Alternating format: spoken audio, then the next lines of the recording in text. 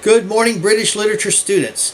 Welcome to the first week of the 2017 spring semester in the new Albany State University's English class, British Literature 2, English 21-22. I am Mr. Smith. I will be your instructor for the next 16 weeks as we go through this semester. Throughout this semester, we are going to read some of the greatest British authors ever to write. We start with the Romantic era, and we're going to start with William Wordsworth and Samuel Taylor Coleridge. We're going to go all the way through the 1800s into the 1900s, and we will wrap it up with Salman Rushdie, a man who is still with us today. So we're going to have quite a variety. We're going to have poetry, we're going to have essays, we're going to have short stories, we're going to have male authors, female authors, and as we get into the later British writers, we'll have authors of different ethnicities. So this is going to be a very exciting semester. Of all the classes that I teach, British literature is my favorite. So I think that every week, as I get excited about that particular week's readings, I hope you'll forgive me, I hope you'll indulge me, and I hope you'll allow me to continue to be excited about our readings, because I really do like this class, and I really do love the material that I'm giving to you. And I think you're going to love it too, and that's the most important thing. Alright, so two things I want to do in this video. First of all, I want to remind you to look at the schedule. And of course, this is a copy of the syllabus, and in the syllabus, it's in the syllabus folder. If you go on the left hand side, or you can go into content on top of the page and get into the syllabus and schedule module that way.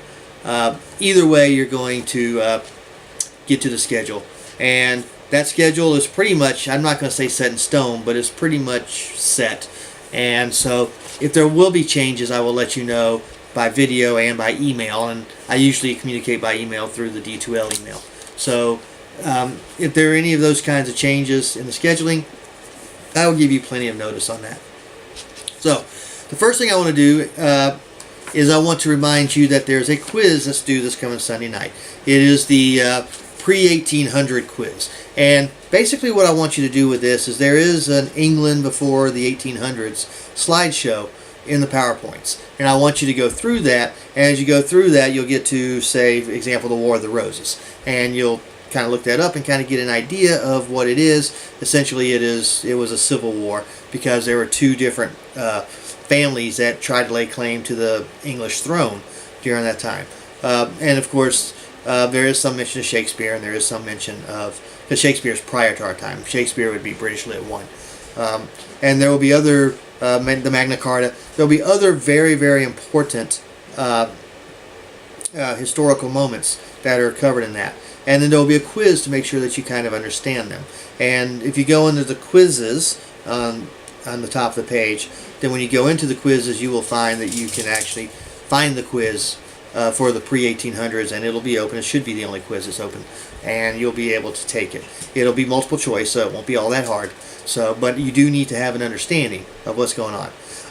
Why do I do that? Because when we get to this first module, the Romantic module, we will actually have authors talking about events that are covered prior to the 1800s. For example, the Magna Carta, and for example, the Declaration of Man, which was done by William and Mary during what was known as the Bloodless or the Glorious Revolution. So you'll need to understand those things in order to understand what some of the authors are talking about prior to this. Also, right before we pick it up with the Romantic Age, which starts around 1795 with the publication of lyrical ballads, there was something known as the Age of Enlightenment, or the Age of Reason. And the Romantics are kind of pushing back against that. They are kind of the anti-Age of Enlightenment or Age of Reason authors. So you have to understand a little bit about that in order to understand what Wordsworth's talking about in next week's readings, when he's talking about what is a poet and the Recollections and Tranquility. But again, so all you got to really be responsible for this week is just, understanding what's on those slides, a little Google search, maybe even a Wikipedia search will work there, and then taking that quiz and getting as good a grade as you can on that. Alright, the second thing I want to do in this video is I want to go over the syllabus. Now, normally, I'm approaching the 5-minute mark in this video. Most weeks you'll be done in 5 minutes, as far as my video goes. Not done with your readings and not done with your assignments, obviously. But most of my videos won't last more than 5 minutes. But this week I'm going to do it because I want to go over the syllabus. I'm not going to go over it line by line, but there are certain things that I feel like you need to know in order to do well in this class.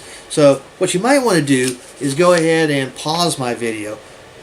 Open this up. You can print it up, or you can just minimize it in your window and then maximize it, because all I'm doing in these videos is just talking to a camera.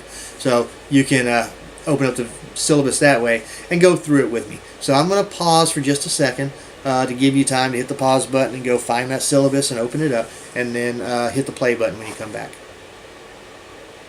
Alright, let's talk about the syllabus.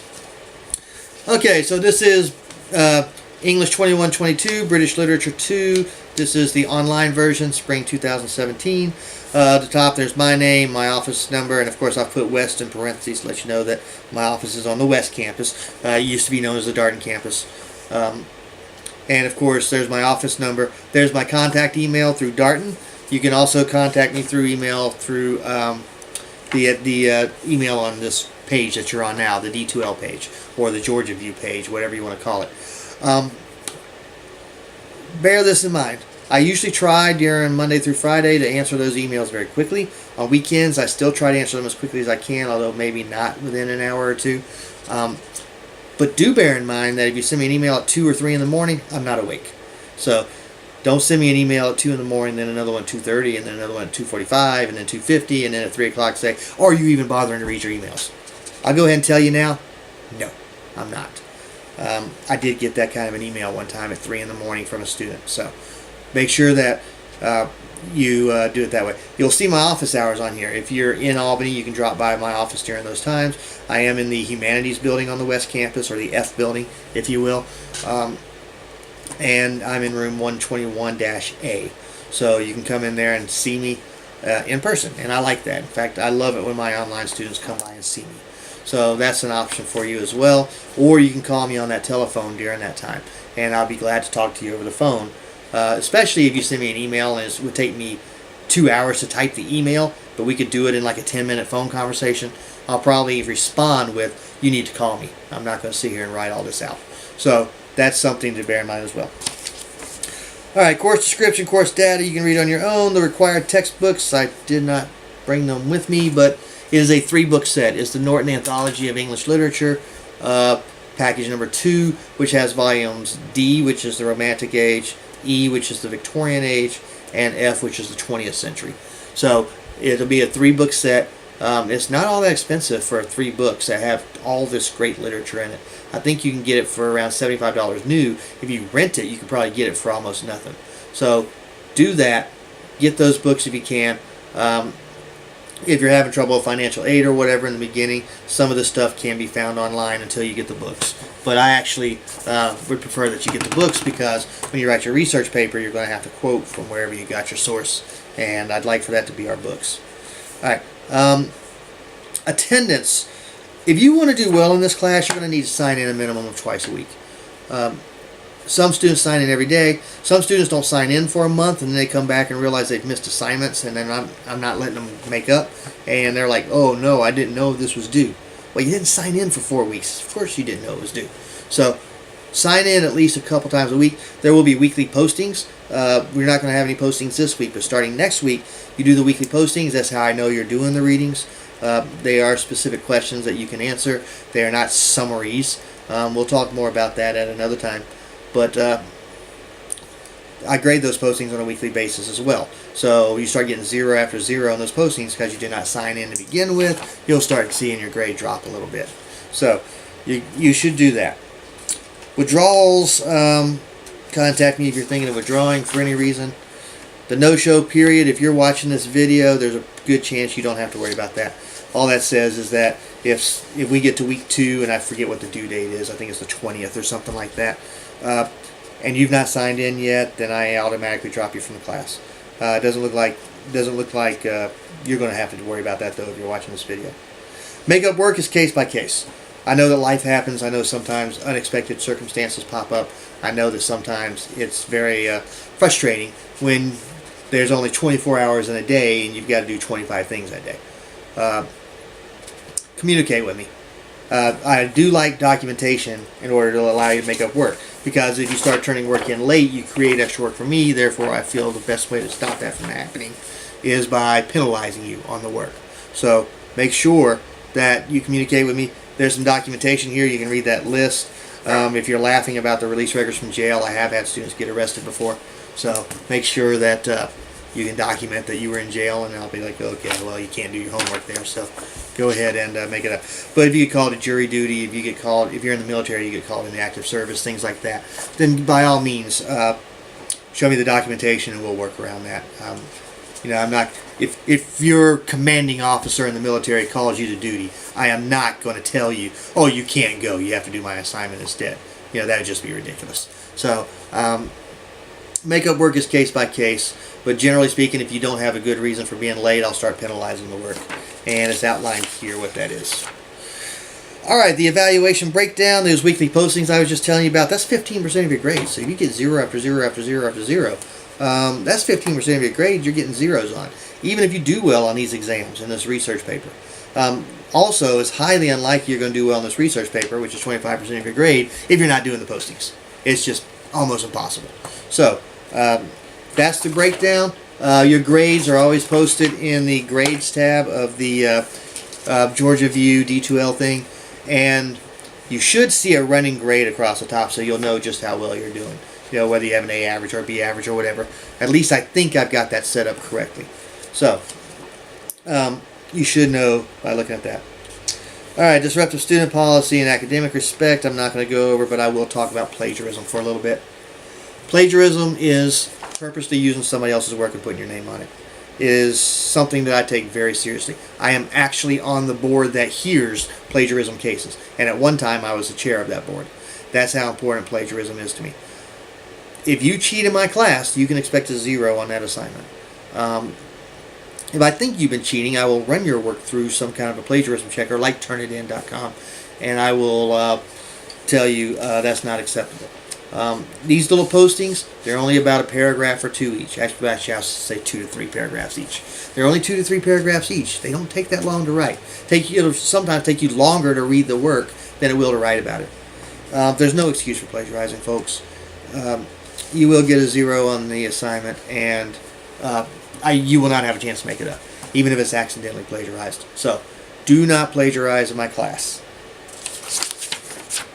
And then extra credit opportunities. I put this in here at the very end because the end of the semester, come around late April, it is amazing how many students that haven't signed in 5 or 6 or 8 weeks suddenly sign in and realize they have no shot at passing my class. Therefore, they will send me a desperate email. Please, Mr. Smith, I will do anything. Please give me this extra credit. Well, if you want to pass my class, the time to worry about your grade is this week, not the 3rd week in April. So, I'll go ahead and answer that question for you now. If you send me a desperate email in the 3rd week of April saying, please let me make all my work up and please give me extra credit so I can pass this class and graduate, I'll say, well, you can sign up for the class again in the summer, and guess who teaches that class in the summer? Right? So, please do not hit me up with an extra credit opportunity. If you do all the postings, if you do well on those 3 exams, and you do well on that research paper, there's no reason why you should need extra credit at the end of the semester. If for whatever reason you've done it all and you're still not doing well, we can talk. But I will not, under any circumstances, give extra credit opportunities to people that do not sign into the class and do not turn in the assignments and do not turn in the exams and so on and so forth throughout the course of the semester. So you can read through the rest of that syllabus on your own time. You can also look at the schedule. That schedule is, again, always going to be on there. So remember, the first assignment is due, I believe, this coming Sunday night, and it is that pre-1800 quiz, because you need to have an idea of what Wordsworth and what, say, Burke and Wollstonecraft and Paine are writing about in the first 3 or 4 readings of the semester. And it helps to have an understanding of British literature. Of British history prior to the literature that you're going to be reading in order to understand it fully. So that's it. Like I said, I love British literature. I usually have some great classes in this class. My students generally tend to like the readings in the past, so I have every reason to believe that you'll like the readings this semester. And I hope that some of this stuff excites you and some of this stuff actually makes you want to, I don't know, become an English major. That's what happened to me. I took some English classes and decided to change my major to English, and now I'm an English professor. So, with that in mind, have a great semester. Have a great first week. Don't hesitate to contact me if you have any questions or need any extra help. And my office door and my phone are always available.